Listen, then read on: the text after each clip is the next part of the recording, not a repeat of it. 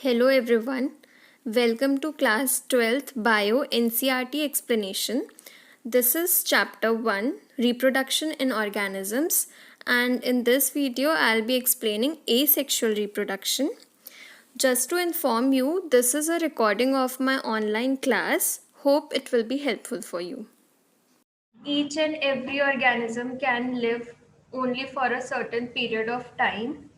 The period from birth to the natural death of an organism represents its lifespan. ठीक है, तो life span क्या होता है? The period from birth to the natural death of an organism. Clear है? ठीक है, ये अंडरलाइन कर लेना. Next, lifespans of a few organisms are given in figure 1.1. आगे है. Several other organisms are drawn for which you should find out their lifespans and write in the spaces provided. Examine the lifespans of organisms represented in figure 1.1. So from this figure, you can compare the lifespans of various animals. For example, lifespan of elephant is 60 to 70 years. That of rose is 5 to 7 years. For dog, it is 20 to 30 years. For butterfly, it is 1 to 2 weeks. Lifespan of crow as given is 15 years.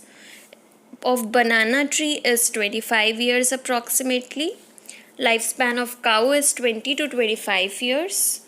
For parrot, it is 140 years. For crocodile, it is 60 years. For horse, it is 20 to 25 years. For fruit fly, it is 30 days only. For rice plant, it is 3 to 4 months. For tortoise, as given, it is 100 to 150 years. And for banyan tree, it fluctuates between 200 to 500 years. Isn't it both interesting and intriguing to note that it may be as short as a few days or as long as a few thousand years. ठीक है, कुछ organisms का कुछ days भी होता है और बहुत thousand years भी होता है. ठीक है, between these two extremes are the lifespans of most other living organisms. ठीक है, कुछ डेज और कुछ 1000 years के बीच में सारे ऑर्गेनिज्म का लाइफ स्पैन होता है, कुछ का इतना कम और कुछ का इतना ज़्यादा. You may note that lifespans of organisms are not necessarily correlated with their sizes. अब एक ऑर्गेनिज्म का लाइफ स्पैन कितना है वो उसके साइज पे डिपेंड नहीं करता. ठीक है, the sizes of crows and parrots are not very different, yet their lifespans show a wide difference. ठीक है, इन दोनों का चिड़ियों का साइज सेम सा है लेकिन साइज पे डिपेंड नहीं करता. कैसे प्रूफ होता है? क्योंकि इनके लाइफ स्पैन में बहुत ज़्यादा डिफरेंस है.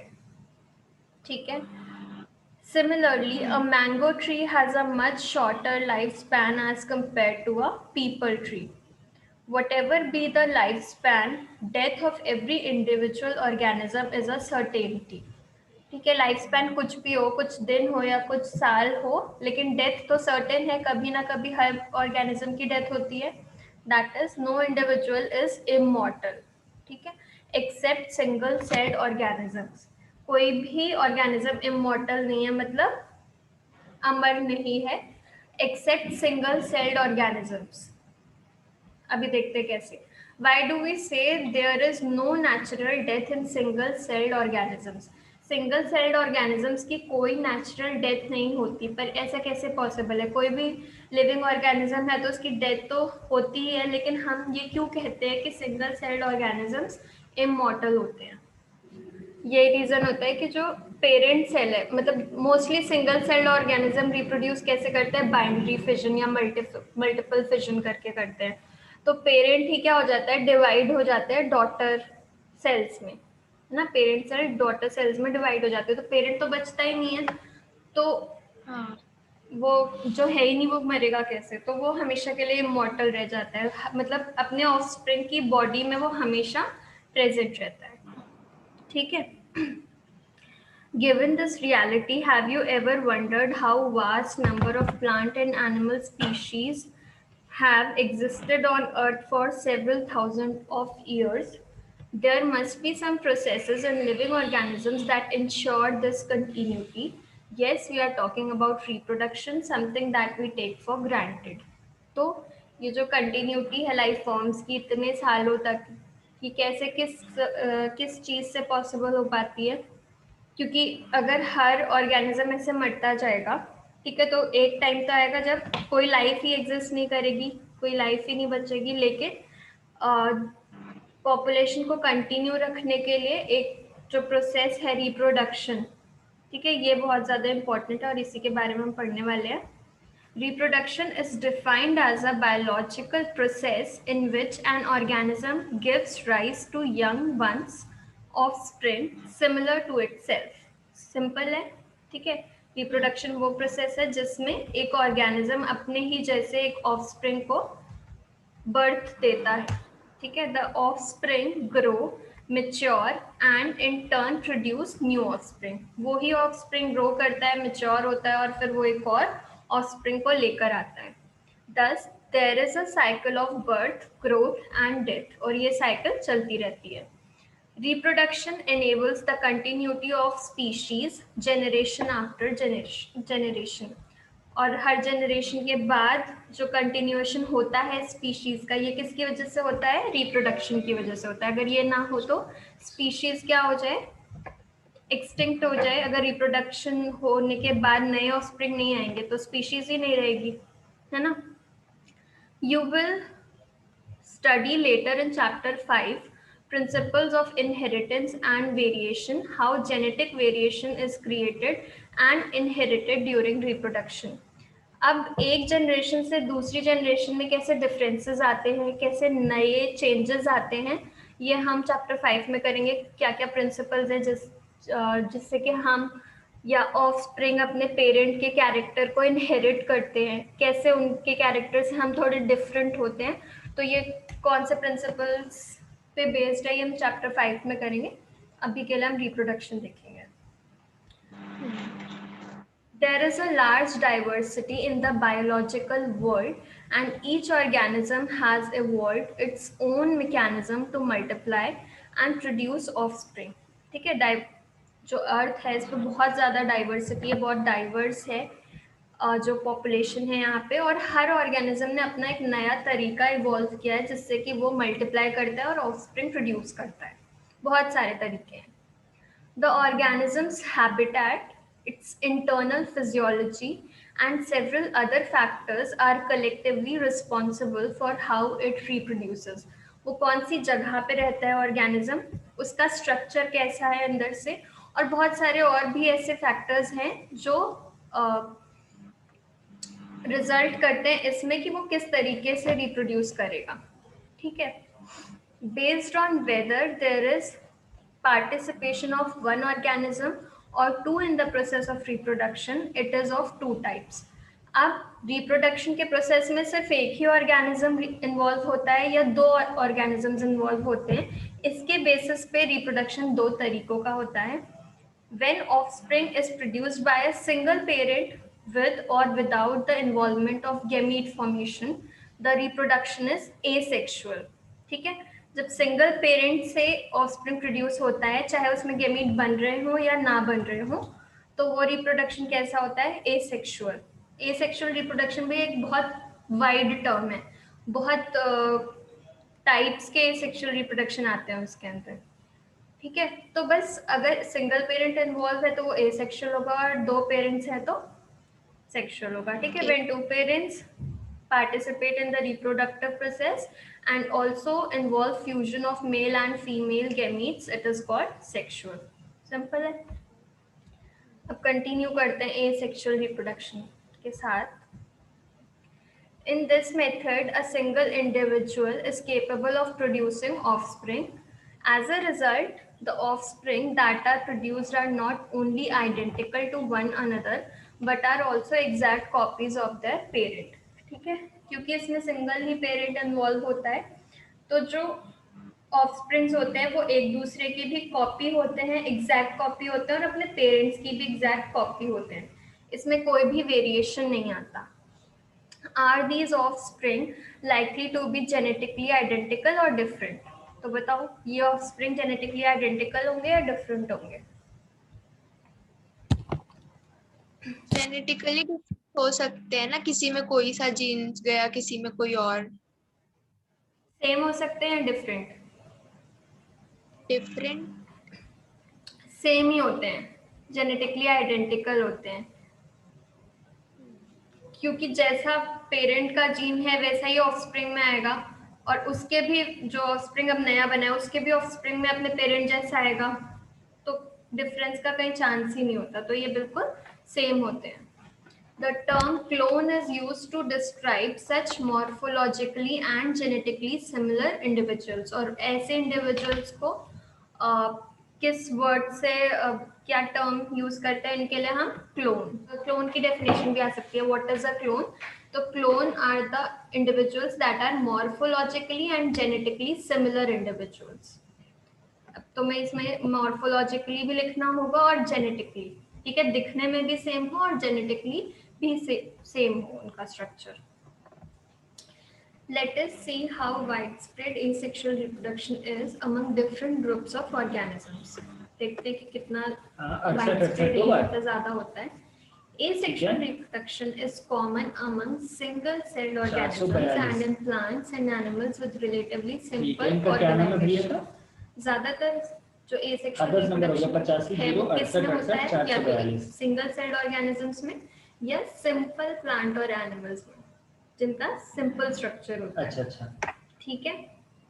तो in protists and monerans the organism और the parent cell divides by mitosis into to give rise to new individuals, ठीक है। अब 5 किंगडम्स हैं, जिसमें से कौन कौन सी है? मोनेरा, प्रोटिस्टा, फंजाई, प्लांटी और एनिमीलिया। ओके, ठीक है। तो यहाँ पे बात हो रही है प्रोटिस्ट्स और मोनोरेंट्स की। अब ये कैसे ऑर्गेनिजम्स होते हैं? तो ये जो डिवीजन हुआ है, पहले किंगडम्स जो डिवाइड हुई है, किसके बेसिस पे हुई है? मोनोरेंट्स कौन से होते हैं और प्रोटिस्ट्स कौन से होते हैं, पता है तुम्हें?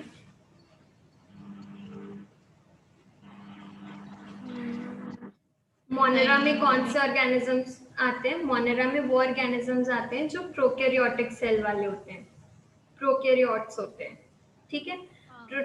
प्रोटिस्टा में आते हैं यूकैरियोट्स, सिंगल सेल यूकैरियोट्स, ठीक है। प्रोटिस्टा में कौन आते हैं? Single cell eukaryotes. फिर फंजाई आता है नेक्स्ट किंगडम। इसमें क्या होता है? वो ऑर्गेनिजम्स आते हैं जिनकी काइटिनस सेल वॉल होती है। फंजाई की क्या स्पेशलिटी है कि उनकी सेल वॉल क्या होती है? काइटिनस होती है, काइटिन की होती है। फिर प्लांटी आते हैं, प्लांट्स आते हैं, प्लांटी में इनकी क्या स्पेशलिटी होती है कि इनकी सेल वॉल सेल्यूलोज की होती है, ठीक है। प्लांट्स की सेल वॉल सेल्यूलोज की होती है। फिर आते हैं एनिमल्स जिनमें सेल वॉल नहीं होती, ठीक है। सेल वॉल डिवॉइड होते हैं एनिमल्स। तो एनिमल में कौन से ऑर्गेनिज्म होते हैं जिनमें सेल वॉल नहीं होती और यूकैरियोट होते हैं? मतलब ये तो तुम्हें पता ही होगा कि प्रोटिस्टा के आगे के जितने ऑर्गेनिज्म होते हैं वो सारे यूकैरियोटिक होते हैं। सबसे पहले डिवीजन हुआ है प्रोकैरियोटिक और यूकैरियोटिक के बेसिस पे, है ना। फर्स्ट जो पॉइंट ऑफ डिवीजन है, जैसे कि मोनेरा में क्या है? प्रोकैरियोट्स हैं, और प्रोटिस्टा में कौन है? सिंगल सेल यूकैरियोट्स है, ठीक है। तो यहाँ पे बोल रहे हैं in protist and monerans the organism और the parent cell divides by mitosis. अब मोनेरा और प्रोटिस्टा में तो सिंगल सेल ऑर्गेनिज्म ही है, दोनों में, एक में प्रोकैरियोटिक है एक में यूकैरियोटिक है, दोनों में सिंगल सेल्ड ऑर्गेनिज्म है। तो ये कैसे डिवाइड करते हैं? माइटोसिस के थ्रू, ठीक है, to give rise to new individual. Thus, in these organisms, cell division is itself a mode of reproduction. तो इनमें cell division ही इनका mode of reproduction है। वैसे तो मोनेरा और प्रोटिस्टा का नहीं पूछते कि ऐसे मोनेरा का क्या है प्रोटिस्टा का, बट फिर भी याद रख लेना। Many single-celled organisms reproduce by binary fission. ज्यादातर जो single cell organism है वो binary fission से ही reproduce करते हैं, where a cell divides into two halves and each rapidly grows into an adult, that is amoeba and paramecium. Examples sorry. तो ये तो पता ही है binary fission क्या होता है, अब आगे देखते हैं। In yeast, the division is unequal and a small birth and small buds are produced that remain attached initially to the parent cell, which eventually get separated and mature into new yeast organism. तो yeast में क्या होता है कि division जो होता है वो इक्वल ना होकर कैसा होता है, अनइक्वल, और एक छोटा सा बड अराइज करता है, मतलब एक छोटा ऑर्गेनिज्म बनता है जो कि मदर सेल से अटैच रहता है। ठीक है, छोटा सा ऑर्गेनिज्म मदर सेल से अटैच रहता है और फिर वो डिटैच होके एक कंप्लीटली न्यू ऑर्गेनिज्म में ग्रो करता है। ये क्या हो गया, ये किसका नाम हो गया, बटे।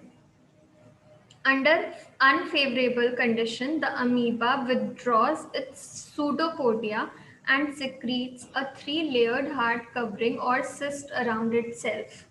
अनफेवरेबल कंडीशन में अमीबा क्या करता है कि वो अपने सूडोपोडिया अंदर कर लेता है और एक लेयर बना लेता है अपनी बॉडी के around. This phenomena is termed as encystation, और इससे क्या कहते हैं, एनसिस्टेशन। तो ये भी आ सकता है, व्हाट इज एनसिस्टेशन। तो अनफेवरेबल कंडीशंस के वक्त अमीबा का अपने सूडोपोडिया विदड्रॉ करके अपने अराउंड थ्री लेयर्ड वॉल या कवरिंग बना लेना, इसे क्या कहते हैं, एनसिस्टेशन। When favorable conditions return, the encysted amoeba divides by multiple fission and produces many minute amoeba or pseudopodiospores. और फिर जब फेवरेबल कंडीशंस आती है तो वो बहुत सारा मल्टीपल फिशन करता है और बहुत सारे अमीबा बनाता है, या फिर उसे सूडोपोडियोस्पोर्स भी कहते हैं। The cyst wall bursts out. जब वो बहुत सारे सूडोपोडियोस्पोर्स बना लेता है तो क्या होती है, उसकी जो सिस्ट वॉल होती है वो फट जाती है और वो सारे माइन्यूट अमीबा सारे बाहर आ जाते हैं। And spores are liberated in the surrounding medium to grow up into many amoeba. और ये हर एक स्पोर जो है वो एक नए अमीबा में डेवलप होता है। This phenomena is known as sporulation. और इसी फिनोमिना को स्पोर्युलेशन बोलते हैं। यही बहुत सारे और ऑर्गेनिज्म भी करते हैं। ठीक है, तो स्पोर्युलेशन में क्या करते हैं, वो स्पोर्स बनाते हैं। स्पोर्स एक्चुअली होते क्या है कि अनफेवरेबल कंडीशन आने पर वो मतलब अपनी सारी जो मेटाबॉलिक प्रोसेस है उसे रोक देते हैं, डोरमेंट कंडीशन में चले जाते हैं ऑर्गेनिजम्स और अपने अराउंड एक हार्ड कवरिंग बना लेते हैं ताकि वो अनफेवरेबल कंडीशन में विथस्टैंड कर सकें। ठीक है, उसमें सरवाइव कर सके। और जैसे ही अनफेवरेबल कंडीशन जाती है तब वो रिप्रोडक्शन शुरू करते हैं और वो मल्टीपल फिजन करके बहुत सारे ऑर्गेनिज्म बना लेते हैं और फिर अपनी वॉल को ब्रेक करके वो डिवाइड हो जाते हैं, डिस्पर्स हो जाते हैं। और यही ज्यादातर ऑर्गेनिजम्स करते हैं जो कि स्पोर के थ्रू रिप्रोड्यूस करते हैं। पोटैटो कैसे रिप्रोड्यूस करता है, आइज के थ्रू या आई बर्ड्स के थ्रू। जिंजर कैसे रिप्रोड्यूस करता है, राइजोम के थ्रू। ठीक है, और ये जो सी है इसमें देखो बल्बिल है, ये अगेव का होता है, तो बल्बिल किस मतलब अगेव कैसे रिप्रोड्यूस करता है, तो बल्बिल के थ्रू। ये सब क्वेश्चंस आते हैं। और ब्रायोफिल्म कैसे करता है, इसके ब्रायोफिल्म की लीव्स के साइड में बड्स होती हैं छोटी छोटी, जिससे न्यू ऑर्गेनिज्म डेवलप हो सकता है। तो अगर ये लीफ मॉइस्ट या सॉइल में गिर जाती है, मॉइस्ट इसको कंडीशन मिलता है, तो इसमें से बहुत सारे छोटे छोटे नए प्लांट्स निकलते हैं। ठीक है, इसे क्या कहते हैं, एडवेंटिशियस बड्स ऑफ ब्रायोफिल्म। और वाटर हाइसिंथ कैसे करता है, ऑफसेट के थ्रू। ये जो ऑफसेट इसका दिख रहा है इसके थ्रू। ठीक है, तो इनके नाम आते हैं कि कौन किसके थ्रू प्रोपिगेट करता है या रिप्रोड्यूस करता है। Members of the kingdom fungi and simple plants such as algae reproduce through special asexual reproductive structures. अब जो फंजाई है और सिंपल प्लांट्स हैं वो स्पेशल एसेक्सुअल रिप्रोडक्टिव स्ट्रक्चर्स के थ्रू करते हैं। ठीक है, स्पेशल स्ट्रक्चर्स होते हैं बहुत सारे प्लांट्स के। ठीक है, जो कि 1.3 फिगर में दिए हुए हैं। The most common of these structures are zoospores that usually are microscopic motile structures. ये माइक्रोस्कोपिक मोटाइल स्ट्रक्चर्स होते हैं, इसलिए इनका नाम जूस्पोर्स होता है। Other common asexual reproductive structures are conidia, जो कि पेनिसिलियम में होता है, बर्ड्स हाइड्रा में, और गेम्यूल्स स्पॉन्ज में। आगे बढ़ते हैं. You have learnt about vegetative reproduction in plants in class 11th. What do you think? Is vegetative reproduction also a type of asexual reproduction? Why do you say so? Is the term clone applicable to the offspring formed by the vegetative reproduction? तो क्या जो vegetative reproduction है ये भी एक तरीके का asexual reproduction है? वेजिटेटिव रिप्रोडक्शन होता क्या है पता है? मतलब पूछ. तो जैसे कि नाम से पता चल रहा है जब नहीं वेजिटेटिव पता. तो जैसे कि नाम से पता चल रहा है जब वेजिटेटिव प्लांट से किसी प्लांट को डेवलप कराया जाता है वेजिटेटिव पार्ट से, जैसे कि लीफ से या स्टेम से, ये सारे पार्ट्स कौन से पार्ट्स हैं? वेजिटेटिव पार्ट्स है ना. जो लीफ है, स्टेम है, देखो दो तरीके की सेल होती हैं, एक होती है वेजिटेटिव सेल और एक होती है रिप्रोडक्टिव सेल.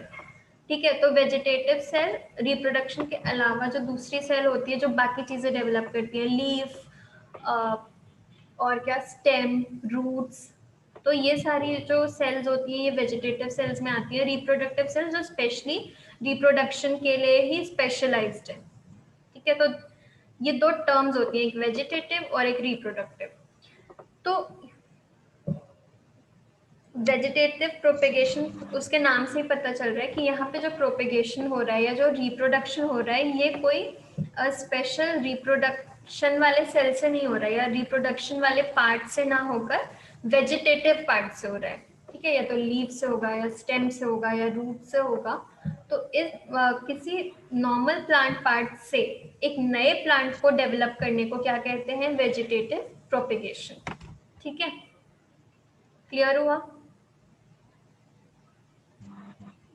हाँ. अब क्या वेजिटेटिव प्रोपेगेशन हाँ, हो गया. सेक्सुअल रिप्रोडक्शन के अंदर आता है? क्या ये दोनों रिलेटेड टर्म है या सेम ही टर्म है? क्या समझती हो कि दोनों सेम चीजें हैं या कैसे रिलेटेड है ये दोनों एक दूसरे से? वेजिटेटिव प्रोपेगेशन, एसेक्सुअल रिप्रोडक्शन कैसे रिलेटेड है, कैसे एक दूसरे से डिफरेंट है? दोनों में ही एक ही पेरेंट इन्वॉल्व है, दो सेल्स नहीं इन्वॉल्व हैं फॉर द रिप्रोडक्शन. हाँ, तो इस तरीके से ये रिलेटेड है. एक्चुअल में क्या है कि वेजिटेटिव प्रोपेगेशन एक टाइप का एसेक्सुअल रिप्रोडक्शन है. ठीक है, एसेक्सुअल रिप्रोडक्शन वो होता है जिसमें सिंगल पेरेंट इन्वॉल्व है. ठीक है, तो एसेक्सुअल रिप्रोडक्शन में बहुत सारे टाइप्स आते हैं जैसे binary fission, बर्डिंग, fragmentation, regeneration.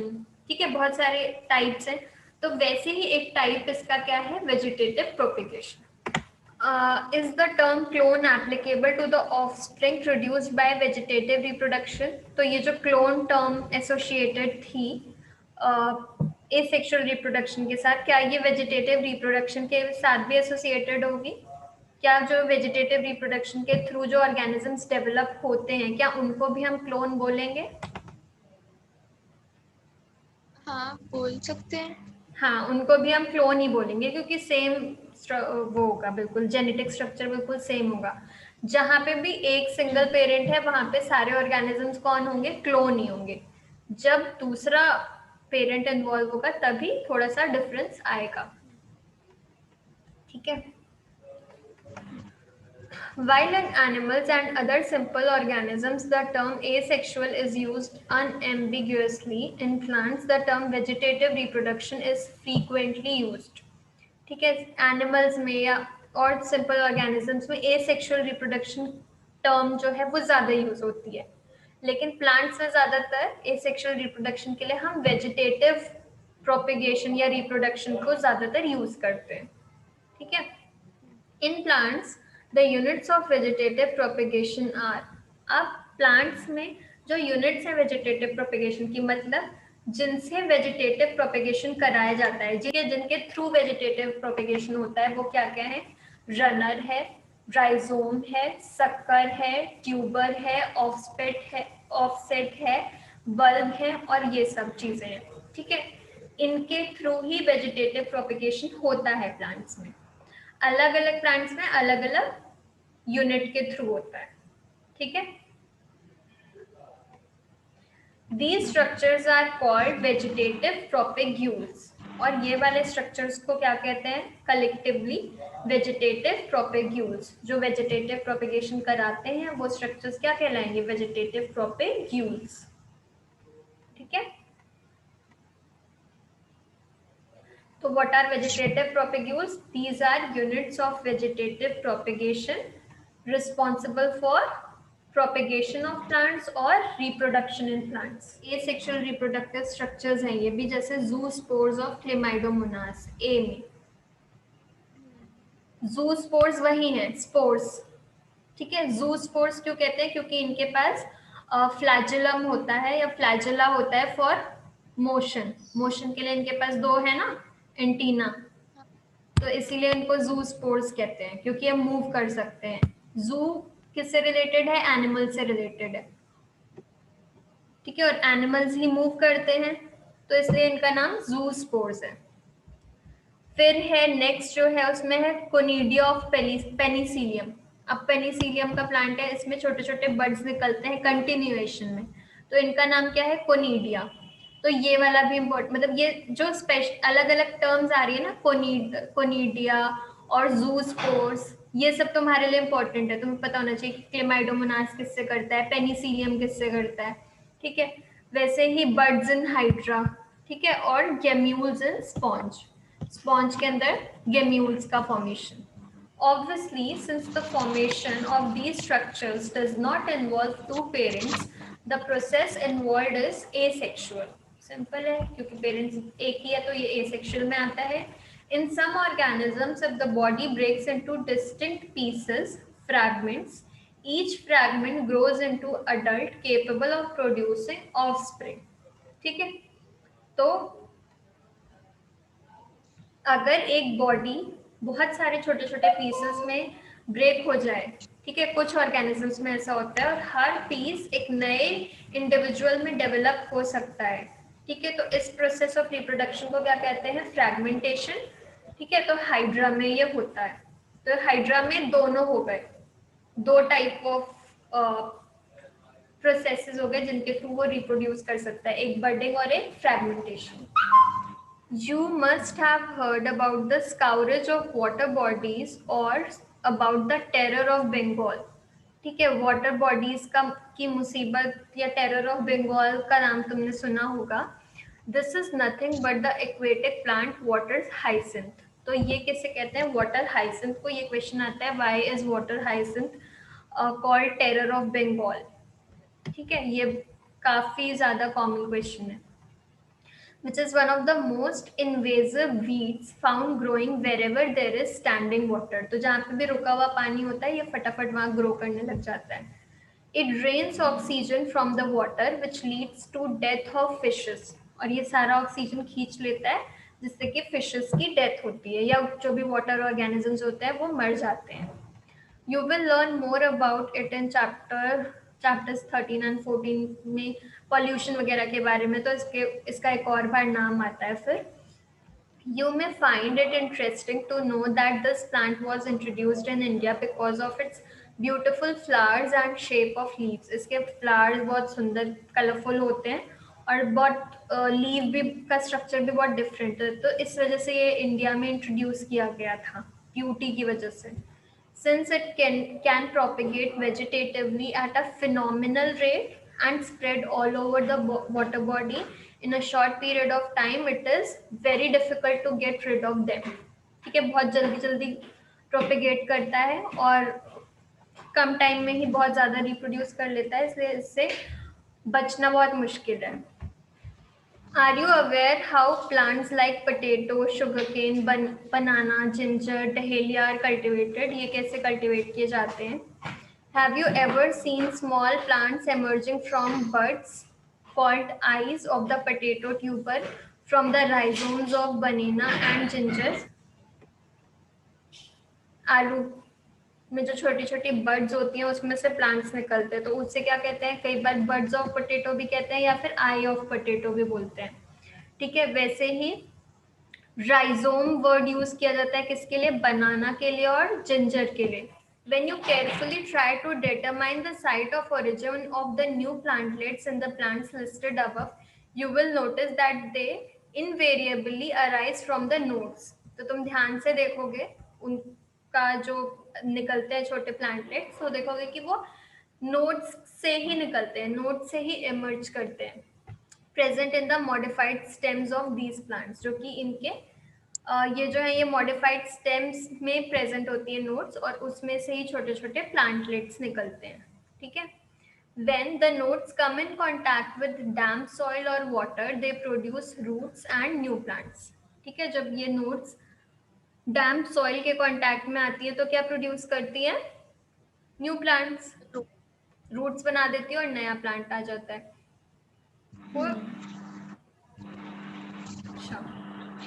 Similarly, adventitious buds arise from the notches present at margins of leaves of bryophyllum. और bryophyllum के leaves पे वैसे छोटे छोटे नॉच होते हैं जिनसे buds निकलती है और नया plant develop होता है.